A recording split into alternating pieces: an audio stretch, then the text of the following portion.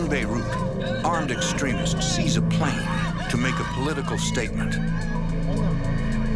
They terrorize the crew and passengers, including 2 U.S. citizens.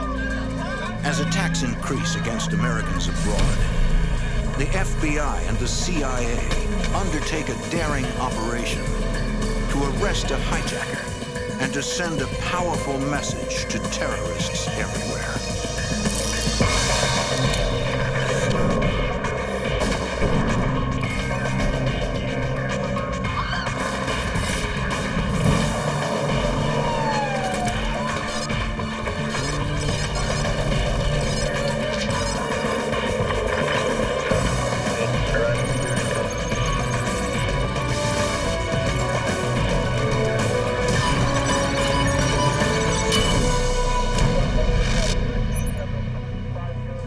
In the 1980s, the United States faced a deadly new enemy abroad, an expanding network of terrorists targeting American interests. Hundreds of innocent people were killed in bombings, executions, and hijackings. I'm Jim Kallstrom, former head of the FBI's New York office.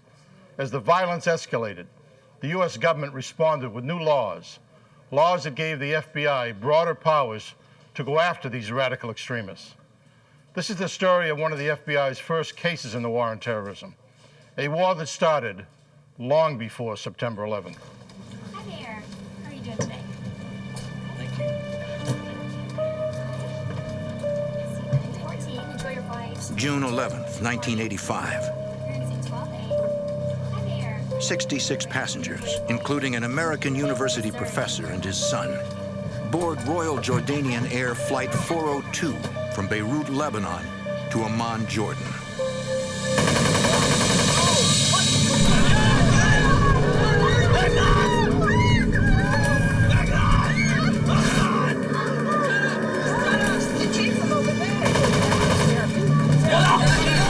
A gang of heavily armed terrorists overpowers the passengers and crew. They force flight attendants to identify undercover sky marshals to prevent them from intervening.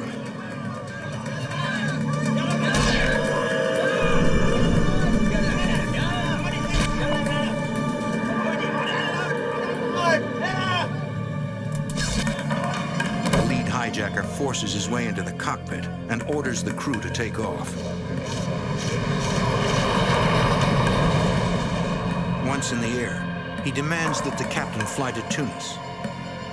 The captain does not speak Arabic. His co-pilot translates. The hijacker wants to force a meeting with the Lebanese ambassador and the chairman of the Arab League, Chadley Khalibi. The goal, to make demands, including the removal of 20,000 Palestinians from Lebanon. As the plane flies toward Tunis, the terrorists beat and torture the sky marshals. They appear to have complete control until the aircraft finally enters Tunisian airspace. Former member of the FBI's International Terrorism Squad, Special Agent Tom Hansen. They were denied landing authority, and in fact, the Tunisian authorities blocked the runways with fuel and water trucks. The main hijacker had conversations over the aircraft radio with the tower. This went back and forth for an extended period of time, and he was simply unable to break the Tunisian will to allow the aircraft to land. Unable to force a meeting with Arab League chairman Chadley Khalibi, the hijacker reads his statement to the control tower. The aircraft continues to circle the Tunis airport, becoming dangerously low on fuel. The pilot convinces the lead hijacker that to avoid crashing, they must fly to Palermo, Italy to refuel. We're dangerous, we low on fuel, we're going to land in Palermo.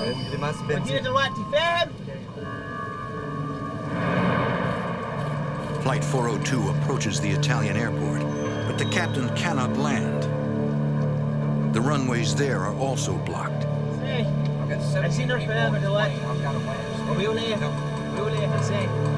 He informs the air traffic control that they must either allow the plane to land or clean up the wreckage. Tell it it's clear. Get the landing gear down. The tower finally complies. Let him know we're landing the plane. Okay.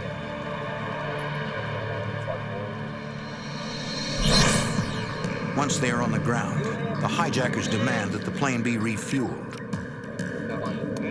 Airport authorities at Palermo refuse. The Italians stall for time with a simple deception.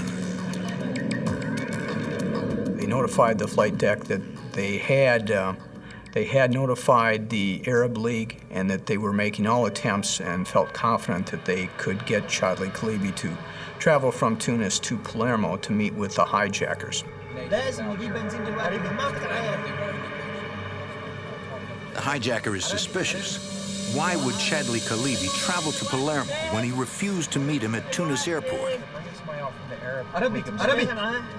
After an hour of waiting, the hijacker tells the tower that he will throw 2 children from the plane if airport authorities do not send out a refueling truck. Okay.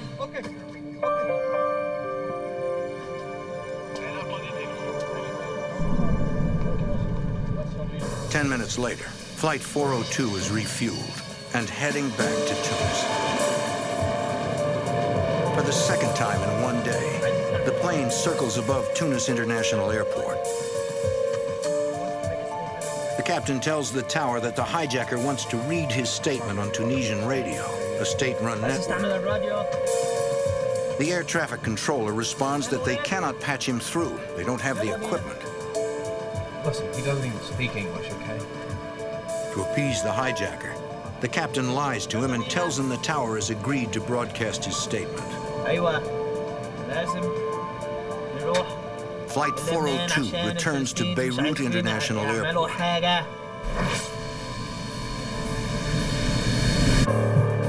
Another terrorist boards the plane. He orders a few children and elderly passengers to leave.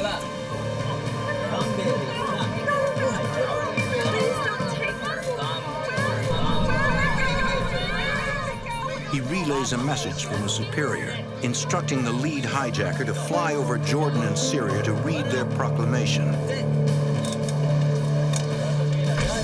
The plane again takes off. But after spending more than 24 hours in the air, the lead hijacker decides to turn back.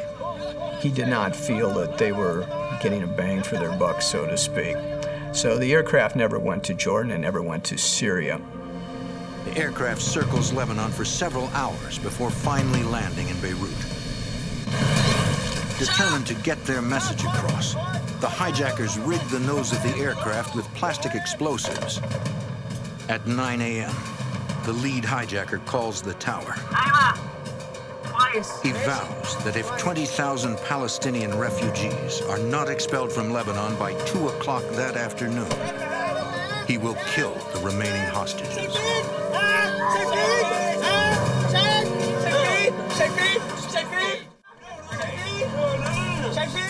In Beirut, gunmen rigged the cockpit of a hijacked plane with explosives.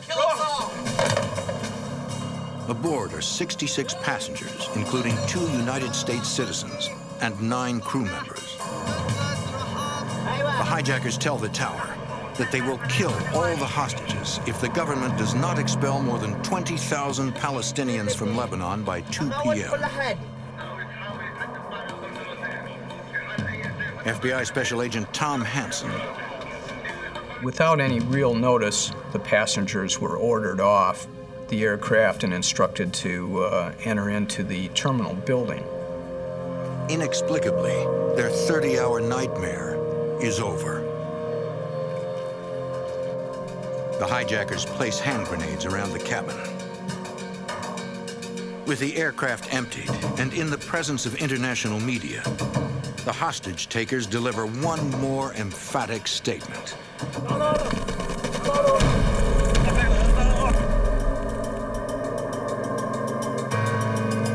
U.S. federal law enforcement agencies are determined to catch the hijackers. For the FBI, it is an historic moment. For the first time, they can legally pursue terrorists who have attacked Americans overseas, a power they had only recently acquired. In the early 1980s, Lebanon was a country ravaged by civil war. With the central government in shambles, Christian and Muslim militias clash, fighting for control. Beirut, once considered the Paris of the Middle East, is reduced to rubble.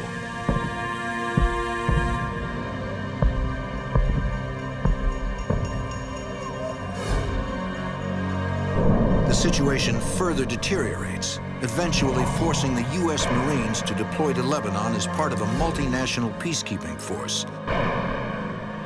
The violence only escalates. In October of 1983, a suicide bomber detonates a truck full of explosives at the Marine barracks at Beirut International Airport. The blast kills 241 U.S. servicemen.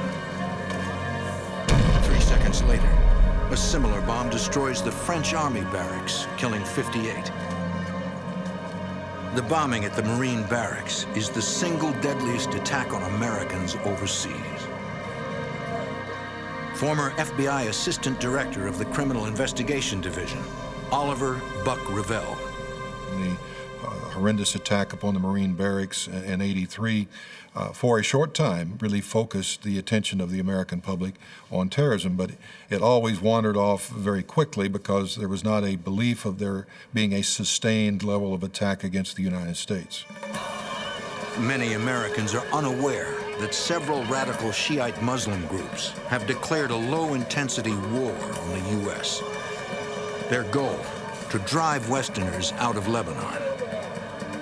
The most notorious of these groups is Hezbollah, whom U.S. intelligence agencies suspect is behind the Marine barracks bombing. The following year, terrorism continues to plague the region. Diplomacy has failed. Peacekeeping forces have proven ineffective. And the FBI only has the legal authority to monitor international terrorism. Special Agent Tom Hansen. We had no real jurisdiction to operate overseas or to prosecute those who committed acts outside the borders of the continental United States. To give U.S. authorities broader international powers, Congress enacts the Comprehensive Crime Control Act of 1984. This new law allows the FBI to apply existing kidnapping and air piracy laws to crimes committed against American citizens overseas. So from that point on, any terrorist group who took an American hostage anywhere in the world, including aircraft hijackings, became the subject of an FBI investigation. The hijacking of the Royal Jordanian flight violated the anti-hostage-taking statute that had been passed in 1984 for the very first time, and it involved the FBI then initiating an investigation, even though the plane had never been in the United States and it was not a U.S. carrier. There were Americans on board, they were held hostage, and therefore the statute was violated. Tom Hansen becomes the lead agent on the case. The actual investigation regarding the hijacking of Royal Jordanian 402 started off as a basic intelligence effort to gather as much information as possible. The FBI knows the two most active terrorist groups in Beirut are Hezbollah and the Amal militia, another Shia faction formed during the Civil War. Here's the plane. They suspect it is the Amal militia who is responsible for the hijacking. Here's everybody loading. They control security at the Beirut airport, giving them access to the plane. Also, the hijackers' anti-Palestinian statements are typical of the group. Former FBI Executive Assistant Director Buck Revell. There was a dichotomy between the Hezbollah and the Amal, in that the Amal wanted to remove the Palestinians from the south of Lebanon to send them back into Israel or elsewhere, whereas Hezbollah was supportive of the Palestinian movement, particularly the PLO. Both groups use extreme measures to get their message across. 3 days after the hijacking of Flight 402, 4 Hezbollah gunmen, hijacked TWA Flight 847 in Athens and forced the pilot to fly to Beirut. This was primarily an American flight. There were over 140 passengers on board, many of them American citizens. The Hezbollah made a number of demands in conjunction with this aircraft hijacking, specifically for the release of certain Hezbollah Shia prisoners, as well as certain Palestinian prisoners. Demands which, of course, the United States had no control over, and of course it was against U.S. policy to make concessions to terrorist organizations. The hijackers forced the TWA jet to fly back and forth between Beirut and Algiers. At each stop, they release women and children. In Beirut, the terrorists decide to prove they are serious about their demands. They kill U.S. Navy diver Robert Steedham. They executed him in cold blood, threw him out on the tarmac there at Beirut International Airport, which of course enraged all of us and caused us to rededicate ourselves that this wouldn't stand. We would go after these people as long as it took. 39 hostages remain, all Americans. The hijackers move them off the plane and hold them at several locations around Beirut. President Ronald Reagan reacts. Terrorists, be on notice. We will fight back against you in Lebanon and elsewhere. We will fight back against your cowardly attacks on American citizens and property. Authorities consider possible diplomatic strategies. There were continuous meetings in the sit room at the White House. We were trying to come up with some basis to effect the release of the hostages. This was probably the most stressful circumstance during my 12 years in charge of the terrorism program. We were using every intelligence means available to us. CIA assets, technical means, intelligence from allied services, through diplomatic channels. It was an all-out effort to obtain any and all information about who was holding the hostages, where they were being held, under what circumstances, and of course any information that would allow us to locate and potentially rescue the hostages. As U.S. agencies gather intelligence, 39 American lives hang in the balance. June 1985. Hezbollah gunmen hijacked TWA Flight 847 in Athens and forced the pilot to fly to Lebanon. They hold 39 passengers hostage all over Beirut. The U.S. Department of State applies diplomatic pressure, trying to secure the release of the hostages. Former FBI Executive Assistant Director Buck Revell. We were putting pressure on the Syrians, pressure on the existing Lebanese government. We were using surrogates such as Egypt and Jordan.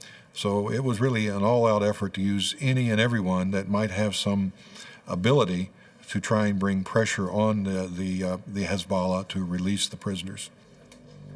Finally, President Hafez al-Assad of Syria offers to negotiate with the captors and convinces them to release all 39 hostages. President Ronald Reagan gives voice to the nation's collective sense of relief. The 39 Americans held hostage for 17 days by terrorists in Lebanon are free, safe, and at this moment on their way to Frankfurt, Germany. They'll be home again soon. This is a moment of joy for them, for their loved ones, and for our nation. With the hostages safe, U.S. authorities turn their attention to finding the hijackers. FBI agents debrief the hostages of TWA Flight 847. Special Agent Tom Hansen. Many of the passengers were shown photo spreads of previous suspects in hijackings, kidnappings, to determine whether or not any of these individuals were involved in the TWA incident. Many of the passengers identified the photo that we had of the main hijacker from the Royal Jordanian aircraft. Hansen learns that the lead hijacker of Royal Jordanian Air Flight 402, a member of the Amal militia, guarded hostages from the TWA hijacking. They gave accounts of conversations with this individual who admitted that he was one of the Royal Jordanian hijackers, and asked them if they had seen the aircraft, and basically bragged about his role in that incident. He was the main lane. Investigators have identified a prosecutable subject. But gathering information on a Beirut-based terrorist is difficult at best. At the time, a boundary called the Green Line divides Beirut into the Christian East and the Muslim West. Dwayne Dewey Claridge is a former division chief in the Central Intelligence Agency's Directorate of Operations. West Beirut was no man's land for Americans, or even for many Lebanese. And therefore, collecting information was extremely difficult, not only for CIA, but also for the friendly Lebanese intelligence services. But the CIA is relentless. Embedded operatives in Beirut continue interviewing informants. Their persistence pays off. They learn where the Royal Jordanian air hijacking suspect lives. The only problem, U.S. authorities are powerless to go after him. It just wasn't possible to coordinate with the Lebanese authorities to hand over the main subject. There was no specific government really in control. Terrorism continues to spread throughout the world. In 1985 alone, there are 812 incidents of international terrorism. 926 people are killed, including 23 Americans. We had so many acts of terrorism committed against U.S. citizens abroad that the president convened a task force, the Vice President's Task Force on Combating Terrorism, brought in cabinet-level people to examine the law, the policy, and the actions of the United States to best combat terrorism, and to define the roles of the various agencies so that it was very clear. And they set up means for interagency coordination. In January 1986, the task force creates the Operations Subgroup, or OSG. I'd like to be meeting somewhere else under different circumstances, but terrorism. This interagency panel is comprised of officials from the FBI, the CIA, the National Security Agency, the Department of Defense, the Department of Justice, and the State Department. Buck Revell represents the FBI. The OSG had two responsibilities. One, to ensure that appropriate intelligence was disseminated on a full basis. Secondly, to coordinate operations against terrorist targets, whether they be groups or organizations or even terrorist-sponsoring nations. Representing the CIA on the OSG is Dewey Claridge. Even before the creation of the OSG, Claridge had made recommendations for improving the CIA's counter-terrorism operations. We had to do something very different because terrorism is a transnational phenomenon. What I mean by that is that an operation may be planned by a group in Syria but carried out in Rome. Now, the U.S. government, like all governments, is organized on geographic lines, no matter what agency you're talking about. And it inhibits really getting after the terrorists. To handle that, you would create a center where the center would operate across national boundaries or across the divisional boundaries of CIA. The solution, at least for CIA, was to create the Counter-Terrorism Center to deal with a transnational problem, both in terms of geography and bureaucratic turf. The CTC unites operatives from each of the agency's divisions, enabling them to pool intelligence. Dewey Claridge is named chief of the center. It was a revolution. Never before had CIA ever organized across geographic boundaries or bureaucratic geographic boundaries on anything. This afternoon, The U.S. is now in a position to take action against the terrorist threat, and the OSG is at the center of the effort. We were looking for a target which would do several things for us. One, we wanted to demonstrate to the terrorists in the Middle East that we had the will and the capability of going after them anywhere at any time. Second, we wanted to demonstrate the effectiveness of the new law and to have it tested in the courts. So we were looking for proactive opportunities to essentially put on notice that the United States was not going to be dormant. It was going to be proactive in addressing these problems.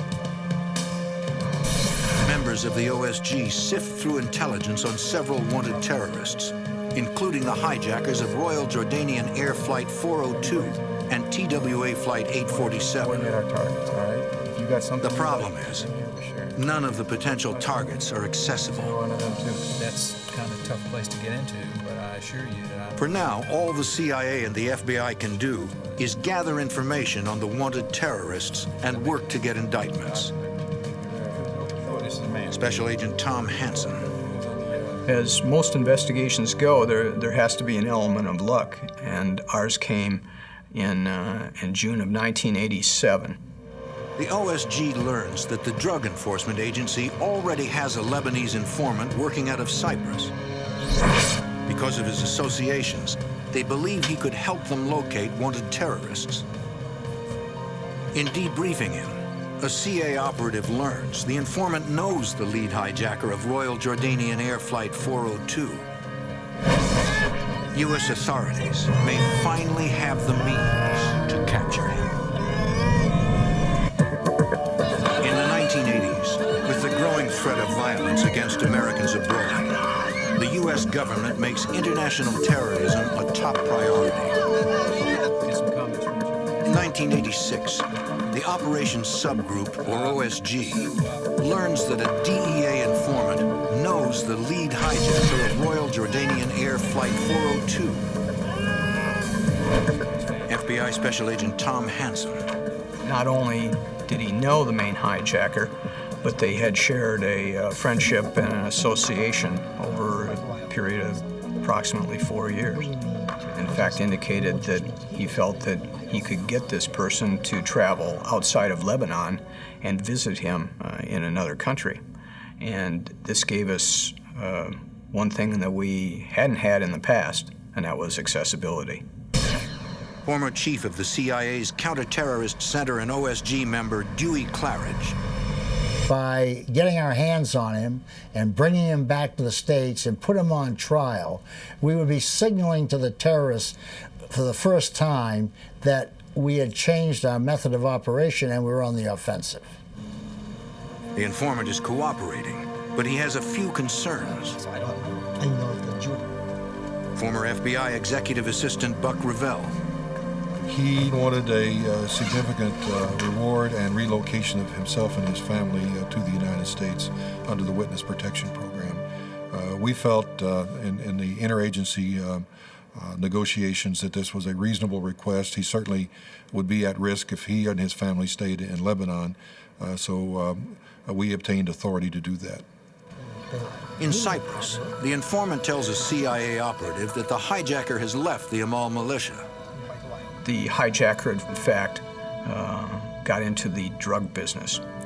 He pursued this in Europe and other parts of the Mediterranean, so was somewhat actively involved in transportation and sale of narcotics. He told us that the lead hijacker was interested in doing drug deals, that he had been involved in the past in certain drug operations, and he thought that he could be enticed to leave Lebanon, which was an important issue, and go to Cyprus or elsewhere where he would be vulnerable for arrest on our charges. The OSG now believes the Royal Jordanian Air hijacker is within reach. With the informant's cooperation, the CIA plants listening devices in his home to record his conversations with the hijacker. The determination was for him to go back and say, I know of a major international drug dealer who is looking to do an operation. You could bring the drugs in through Iran into Lebanon and then set up an operation to supply this drug dealer, and it would be very lucrative. The plan calls for the informant to set up a meeting outside Lebanon between the hijacker and an imaginary drug dealer named Joseph. The OSG decides the meeting will take place on a yacht in international waters. We did not want any operation that we undertook to involve violations of the sovereignty of another nation. The OSG considers whether the U.S. military or the FBI should make the arrest. Good news for you. She just handed me a memo. Former commander of the FBI's hostage rescue team, Special Agent David Woody Johnson. The basic plan was that any counterterrorism operation that occurred outside the United States or its territories would be handled by the military. Anything that occurred inside the United States or its territories, HRT would handle. And so now we got a situation where we may want to go over and grab a guy overseas. Do you use the military teams or do you use HRT? And that had to have been debated at the Attorney General, Department of Defense level. And they finally described it as an arrest. So we're going to use the hostage rescue team in spite of the fact that we're going to do it overseas. They choose the HRT because the FBI has arrest powers and the military does not. Members of the HRT are law enforcement officers trained to do hostage rescue and testify in a U.S. court of law. The idea was to try to take him alive and bring him back here and prosecute him. So I think the idea was to make a bigger political statement. We wanted to make sure that the terrorist groups and organizations, particularly terrorist sponsoring nations, knew that the United States had both legal authority and the will to carry out whatever operations were necessary. And we knew that it had to be done with interagency cooperation. This operation took a very long time to plan. We didn't want to violate the sovereignty of another nation. We did not want to undertake this and not succeed. That would send exactly the wrong message. The plan is ready to implement. The final hurdle is obtaining the president's approval.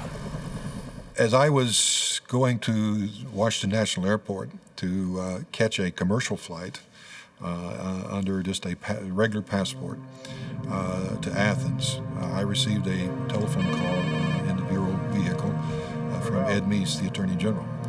And he advised me, he said, "Buck, I just briefed President Reagan. It's a go. Good luck, and I'll talk to you on the other end." Okay, I'll keep you posted. Before launching the mission, the FBI solidifies their case. We had to recontact the witnesses that we had previously interviewed and determine whether or not we could get a commitment from them that they would come to the United States and testify. Several passengers and crew of Flight 402 agree to take the stand if necessary. The government now has a prosecutable case. The plan, dubbed Operation Goldenrod, is set into motion.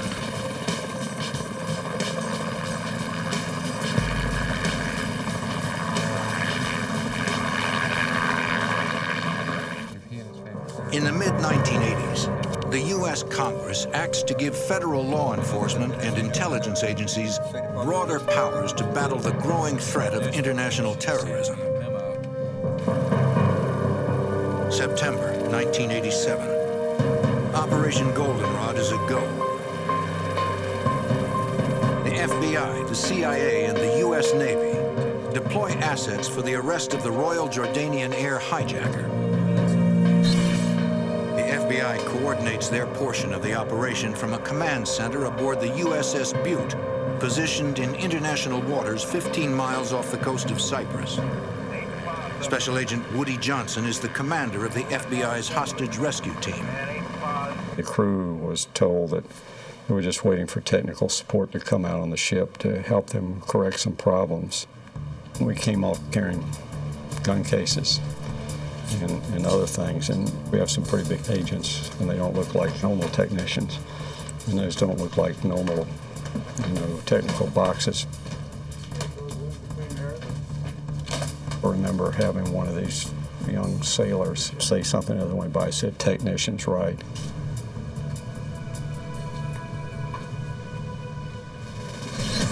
In Greece, HRT member Special Agent Don Glasser rents the yacht where the arrest will take place. What was chosen because it would blend in. It wouldn't attract any attention. We made some changes to it. We actually put a satellite navigation system in and making some adjustments to that and actually put a Loran on it. And it's a electronic navigation equipment. In the port town of Limassol, Cyprus, Dewey Claridge and the CIA team set up a command post in a hotel room. We had a communications officer with us and a lot of aluminum trunks of equipment, which were passed off as photographic gear. And we had satellite communications back to Washington, to EUCOM at Stuttgart, that's the U.S. military command at Stuttgart. And of course we had communications with the Butte, with the yacht, and headquarters was patching our communications through to the FBI headquarters, the White House, and whoever else. Everybody wanted to be in on this, know what was going on. Under sail off the coast of Greece, the FBI arrest team alters the appearance of the yacht to protect the owner's identity. We changed the flag from a Grecian flag to Italian flag. We've changed the home port and the name on the hull, and we turned the life preservers all around, which had the name of the boat on it. Former FBI Executive Assistant Director Buck Revell oversees the Bureau's command center on the USS Butte. We had an emergency response team. We had a helicopter turning up on the deck, on the aft deck, ready to immediately respond with automatic weapons and other capabilities to defend against any attempt by pirates or terrorist groups to intercede in the operation. Our concerns over the actual execution were that we could get him to the location in international waters to execute the arrest, but also that we could secure that arrest and that we could keep it from becoming an international incident. In these type circumstances, you never know exactly what you're going to be faced with. We were dealing with a very fluid situation in Lebanon. We had to have the CIA operations in place in Cyprus. We had to have the FBI operations in place on board the yacht, which was the intercept vessel, and our command and control and emergency response on board the USS Butte, which was going to have to stay in international waters but be very close by. And since we couldn't control the exact timetable, it had to be very flexible. FBI and the CIA are ready. CIA operatives tell the informant to call the hijacker in Beirut and tell him everything is in place. He needs to come to Cyprus now to meet the fictitious drug dealer, Joseph. The hijacker bought into this idea of coming to Cyprus to meet Joseph, who we basically manufactured as a big drug person. Hijacking aircraft doesn't really make you much money, if any. But and so he was looking to make some money.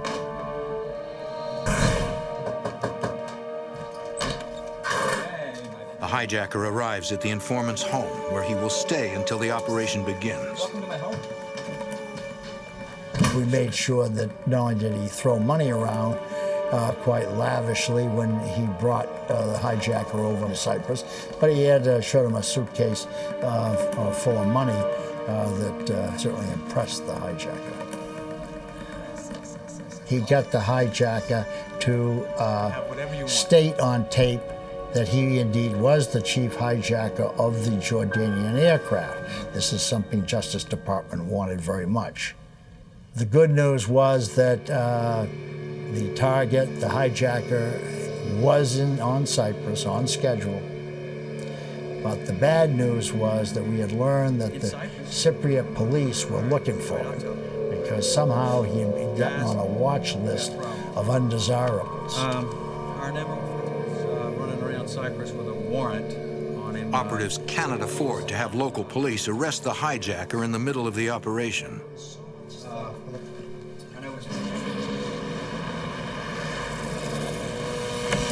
The CIA decides to have the informant move himself and the hijacker into the same hotel where they have the command center set up.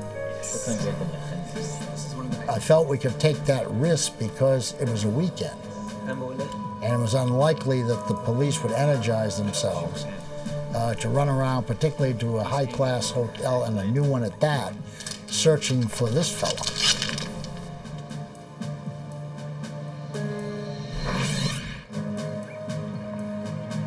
On Sunday morning, the informant tells the hijacker it's time to meet Joseph. He explains that since the drug dealer can't come to Cyprus, they need to meet him aboard his yacht. The informant's brother will take them to him in his boat. We had to have, quote, American eyes, U.S. eyes on the target, on the hijacker, when he boarded the boat to be able to tell Washington with absolute certainty that it was the target who was boarding the boat. And so one of our officers was located on the pier. Special Agent Tom Hansen. The boat departed with the cooperating witness and the main subject on time and headed out towards the yacht.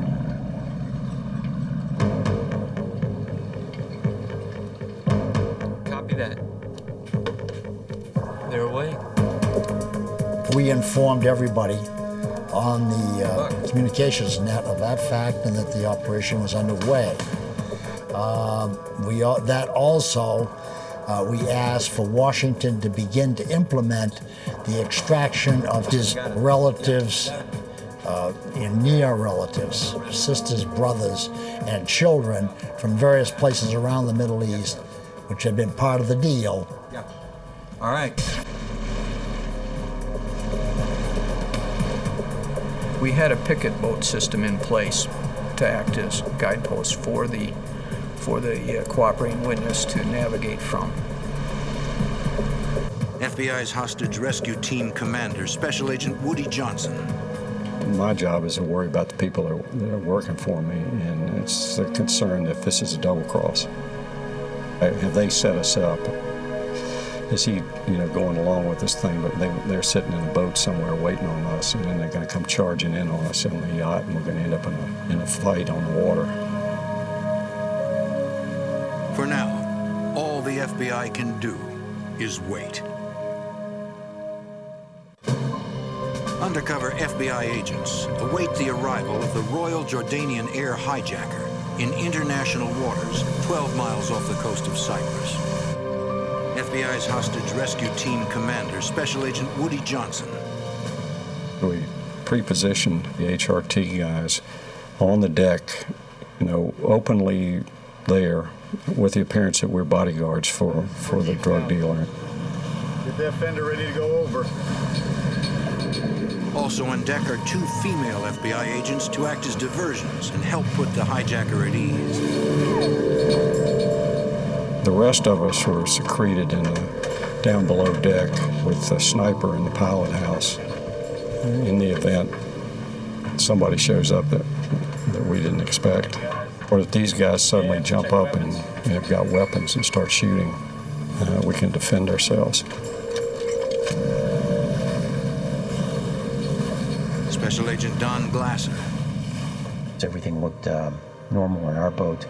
The female agents were waving to him, beckoning him to come aboard the boat.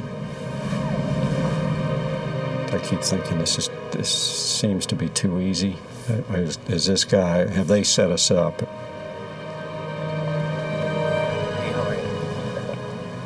The undercover agent spoke to them in Arabic, told them that the boss was down below in the boat taking a shower and be up shortly. We said, well, the owner's going to want him to be searched for weapons. It would only take a second. We apologized for that, but that was business. And he didn't resist that. So the other agent patted him down give them a quick pat down for weapons. Didn't find anything on them.